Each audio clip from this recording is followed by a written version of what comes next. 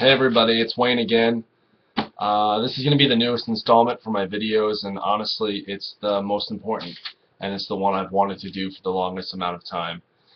Alright, I have a long list of stuff I want to go over, so I'm going to start with the probably the most dearest to me. Honestly, I've wanted to do this video for one reason, and honestly it's essentially a cure. For me it was, but not a one-fits-all cure I'm going to assume for everyone. But on that basis, it's not a one thing and then you're done.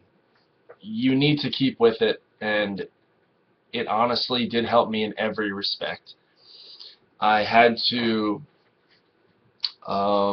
basically do this every 2 to 3 days, but this might be different for you. Just like every other thyroid problem in existence, you need to see how this is going to impact you in your life, you and your thyroid, you and your symptoms.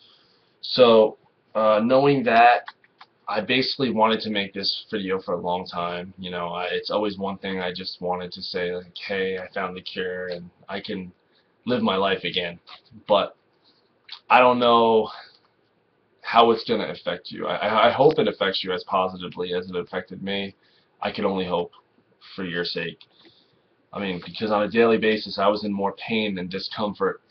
I don't know how it is for everyone else out there, but for me, the pain was just devastating. I was bedridden for a year, as I've said in my other videos. Maybe even longer, give or take a few months, but that's essentially the first thing on my list.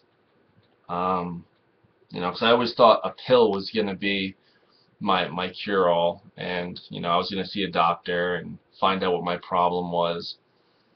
Funny thing is, the diagnosis is what took the longest, and I think I figured that out recently, since my last videos, which I'll tell you about. And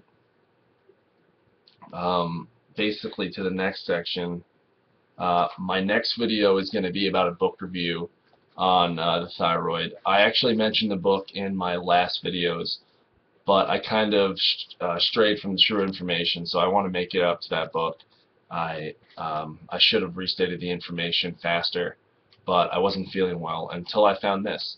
And ironically, most of you have probably heard about it by now, because it's not really something that's hidden from any social media or anything. You can find this anywhere, but honestly, I just didn't try it.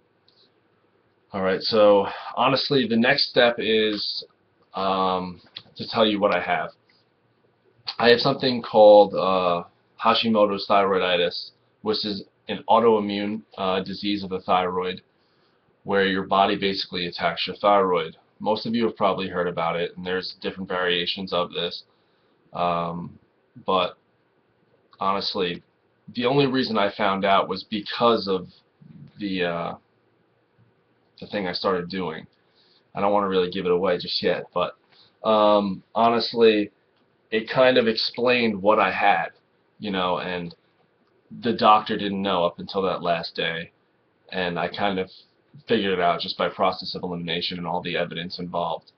But to the main issue, it's juicing. Most people already have heard of it. Juicing exists probably throughout the country now. Everyone's doing it. It's a little fad that's catching on, but honestly, it carries a lot of weight.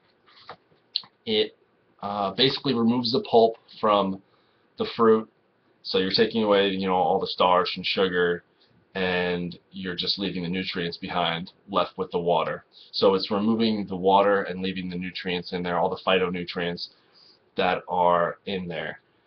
And it does kind of make sense on a like evolutionary biological sense, because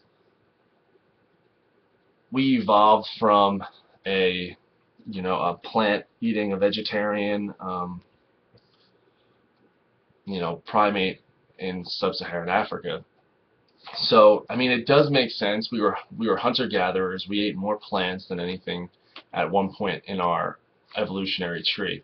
So it really does kind of make sense that this would be the kind of cure-all that we thought that it should be. And for me it was. when I drank it, this is why I'm going to bounce back to my diagnosis here.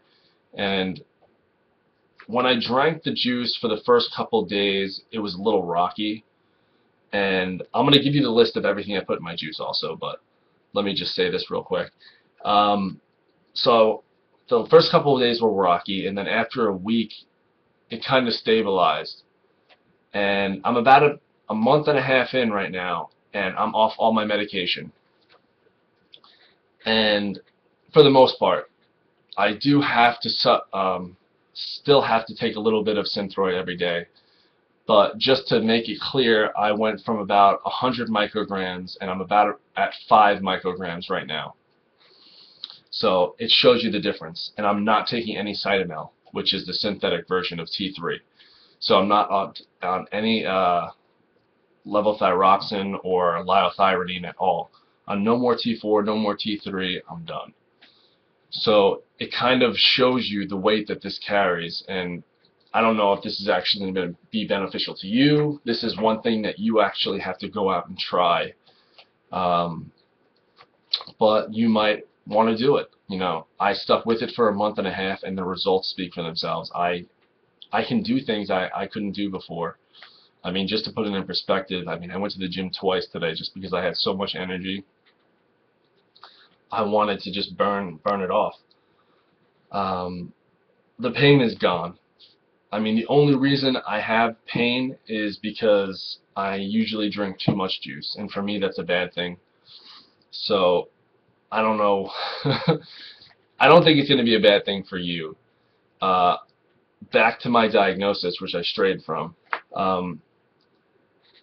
The fact that I still have to take that 5 micrograms of Synthroid every day is the fact that I believe that there's permanent damage done to my thyroid. And since there's permanent damage done to my thyroid, I believe that it was an autoimmune disease. It's either that, or I mentioned the cigarettes in the prior video. So that might have done the damage by itself, but honestly I think it's more of an autoimmune disease because of the pain and the constant pain. Even after I quit cigarettes, I'm about 2.5 years smoke-free now. So it kind of puts it in perspective there too. If I stopped the cigarettes, it might, or at least it should have, eased up on the symptoms, but it didn't. So, I don't know. It might have induced the autoimmune. They might have gone hand in hand, but either way, I just wanted to tell you that this is a life-changing event for me.